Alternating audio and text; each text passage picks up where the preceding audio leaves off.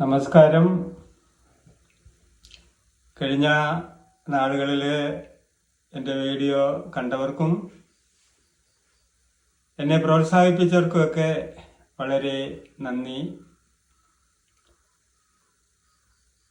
ഹൈറിച്ച് എന്ന് പറയുന്ന പ്രസ്ഥാനത്തിൻ്റെ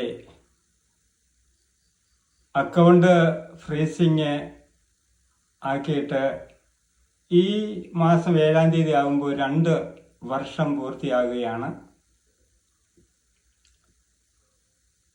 അപ്പോൾ ഞാൻ അതിൻ്റെതായിരിക്കുന്ന കാര്യങ്ങൾ ഒന്ന് മനസ്സിലാക്കുകയും വിലയിരുത്തുകയൊക്കെ ചെയ്തപ്പോൾ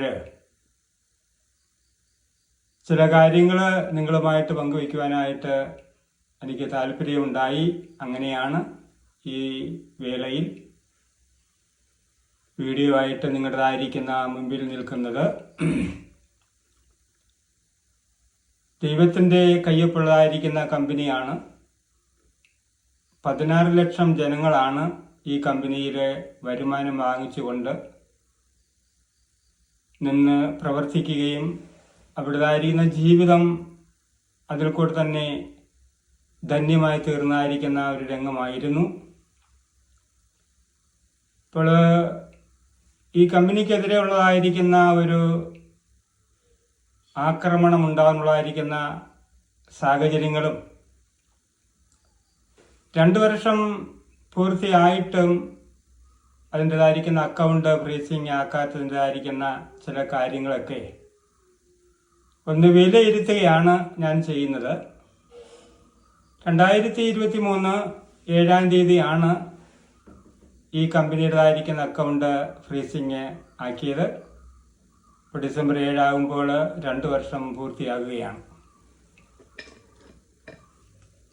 അപ്പോൾ ഞാൻ ചില കാര്യങ്ങൾ മനസ്സിലാക്കിയത് നിങ്ങളുമായിട്ട് പങ്കുവയ്ക്കുകയാണ്. ഞാൻ ചരിത്ര പുസ്തകങ്ങളൊക്കെ വായിക്കുന്ന ഒരു സ്വഭാവം എനിക്കുണ്ട്. കഴിഞ്ഞ ദിവസം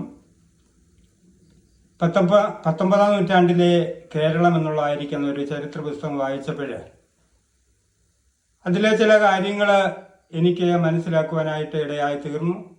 19-ാം നൂറ്റാണ്ടെന്ന് പറയുമ്പോൾ രാജഭരണ കാലഘട്ടമാണ്. രാജഭരണ കാലഘട്ടം എന്ന് പറയുമ്പോൾ കയ്യൂക്കുള്ളവൻ കാര്യക്കാരൻ എന്നൊരു പഴഞ്ചൊല്ല് ഉള്ള ആ നിലയിൽ തന്നെയാണ് കാര്യങ്ങൾ പോകുന്നത്.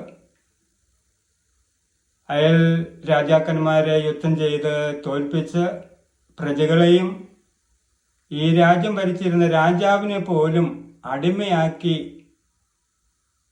വർഷങ്ങളോളം നിലനിർത്തുന്നതായിരിക്കുന്ന ഒരു സമ്പ്രദായമായിരുന്നു 19-ാം നൂറ്റാണ്ട് രാജഭരണ കാലഘട്ടങ്ങളിലൊക്കെ സംഭവിച്ചു കൊണ്ടിരുന്നത്. അപ്പോഴേ അടിമ കച്ചവടമുള്ളതായിരിക്കുന്ന സന്ദർഭമാണ്. ഒരു അടിമച്ചന്തയിൽ നിന്ന് വിലയ്ക്ക് വാങ്ങി ആ അടിമകളെ മറ്റൊരു ചന്തയിൽ കൊണ്ടുവന്ന് കൂടുതൽ വിലയ്ക്ക് വിൽക്കുന്ന സമ്പ്രദായമുണ്ടായിരുന്നു. അങ്ങനെയൊക്കെ ഉള്ളതായിരിക്കുന്ന ഒരു സന്ദർഭമായിരുന്നു ആ കാലഘട്ടം. അപ്പോൾ അങ്ങനെയുള്ളതായിരിക്കുന്ന പശ്ചാത്തലത്തിൽ ഒരിക്കൽ ഒരു പ്രായമുള്ളതായിരിക്കുന്ന അടിമയെ ഒരു കാളയുടേതായിരിക്കുന്ന മറു സൈഡിൽ വെച്ച് കെട്ടി കണ്ടം ഉഴുതുകൊണ്ടിരിക്കുകയാണ്. കാള സ്പീഡിന് പോകുമ്പോൾ കാളയുടേതായിരിക്കുന്ന സ്പീഡ് അനുസരിച്ച് ഈ ദളിത് പിതാവിന് നടക്കുവാനായിട്ട് കഴിയുന്നില്ല. അപ്പോഴേ വളരെ ദയനീയഭാവത്തോടുകൂടി ദുഃഖത്തോടുകൂടി കണ്ണുനീര് വീഴ്ത്തി കാളയെ ഈ ദളിത് പിതാവ് നോക്കി. കാളയ്ക്ക് ഇത് മനസ്സിലായി. അതിൻ്റെതായിരിക്കുന്ന വേഗത അത് കുറയ്ക്കുവാനിടയായി തീർന്നു. അപ്പോൾ ആ കാലഘട്ടം എന്ന് പറയുമ്പോൾ മനുഷ്യനോടൊന്നും യാതൊരു വിധമാകുന്ന ദയയോ കരുണയോ ഉണ്ടാകാതെ ഇവിടുത്തായിരിക്കുന്ന ബ്രാഹ്മണര് അടിമകളാക്കിക്കൊണ്ടിരിക്കുന്ന ഒരു സമ്പ്രദായത്തിൻ്റെ ഒരു കാലഘട്ടമായിരുന്നു അത്. അപ്പോൾ അന്ന് അടിമകളാക്കി വിറ്റ് പണമൊക്കെ വാങ്ങിയതായിരിക്കുന്ന ഈ ജനങ്ങൾ നമ്മുടേതായിരിക്കുന്ന രാജ്യം വിട്ട് മറ്റു രാജ്യത്തേക്കൊന്നും അവർ പോയിട്ടില്ല. അവരിവിടെ തന്നെ ജീവിച്ച് അങ്ങനെ ജനം അവരിൽ കൂടെ ജനറേഷൻ ഉണ്ടായി. അങ്ങനെ ഒക്കെയാണ് അവരുടേതായിരിക്കുന്ന ജീവിതം. അവരുടേതായിരിക്കുന്ന സന്തതി പരമ്പരകൾ ഈ രാജ്യത്ത് ഇന്നും നിലനിൽക്കുകയാണ്.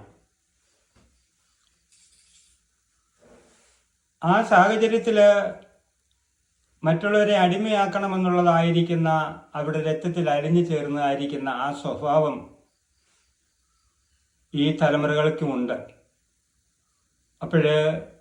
ആ നിലകളിൽ ചിന്തിക്കുമ്പോൾ പാവപ്പെട്ടവര് നന്നായി ജീവിക്കുക, പൈസ ഉണ്ടാക്കി ജീവിക്കുന്ന ഒരു സ്വഭാവത്തിലേക്ക് കടന്നു വരികയാണ് എന്നുണ്ടെങ്കിൽ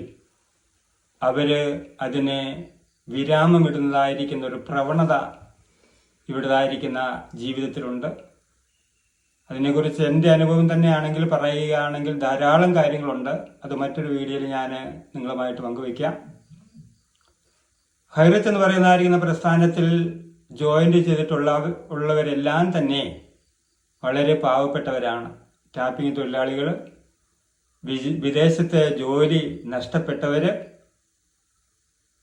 മറ്റു വലിയ ജോലികളൊന്നും ചെയ്യുവാൻ ആരോഗ്യശേഷിയില്ലാത്തവര്, അങ്ങനെയൊക്കെയുള്ളതായിരിക്കുന്ന ഒരു ജനസമൂഹമാണ് ഈ കമ്പനിയിൽ ജോയിന്റ് ചെയ്ത് പ്രവർത്തിക്കുന്നത് എന്നുള്ളത് ഇതിനെ തകർക്കുവാൻ വേണ്ടി തുനിഞ്ഞതായിരിക്കുന്ന വ്യക്തികൾക്ക് നല്ലവണ്ണം അറിയാം. അപ്പോൾ ഈ കമ്പനി ഇവിടെ തഴച്ചു വളർന്നു കഴിഞ്ഞാൽ സാധാരണപ്പെട്ടവൻ്റെതായിരിക്കുന്ന ജീവിത നിലവാരം മാറും. വേറൊരു ഭാഷയിൽ പറഞ്ഞാൽ സാധാരണപ്പെട്ടവൻ്റെതായിരിക്കും തലവര മാറ്റുന്നതായിരിക്കുന്ന ഒരു ബിസിനസ്സാണ് എന്നുള്ളത് അറിഞ്ഞുകൊണ്ട് തന്നെയാണ് ഈ കമ്പനിക്ക് എതിരെ ഇത്രമാത്രം ഒരു ആക്രമണം ഉണ്ടാകുവാനിടയായി തീർന്നത്. എനിക്ക് പറയാനുള്ളതായിരിക്കുന്ന കാര്യം എന്ന് പറയുമ്പോൾ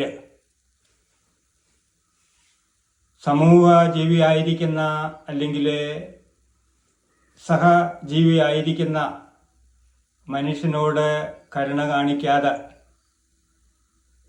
ജീവിതം പുലർത്തിക്കൊണ്ടുവന്നായിരിക്കുന്ന പിൻഗാമികള്, തലമുറകള്,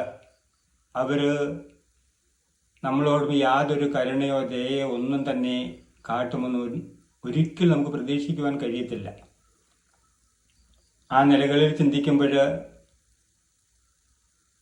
ഈ വിധമാകുന്ന ഒരു രീതി മുന്നോട്ടുള്ള കാലഘട്ടങ്ങളിലും ഉണ്ടാകുമെന്ന് നാം പ്രതീക്ഷിക്കേണ്ടതാണ്. പാവപ്പെട്ടവരോട് കരുണയില്ലാത്തതായിരിക്കുന്ന ഈ ജനങ്ങൾ ഇന്നും ഉണ്ട് എന്ന് ഓർക്കുമ്പോൾ എനിക്ക് പറയാനുള്ളത്, ഈ കമ്പനി തിരിച്ച് മടക്കി കൊണ്ടുവരാൻ വേണ്ടി നമ്മൾ സന്നദ്ധരാകുക, സംഘടിതരാകുക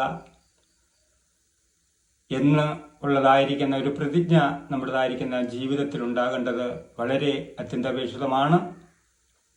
ഈ കമ്പനി ഇവിടെ നിലനിൽക്കണം.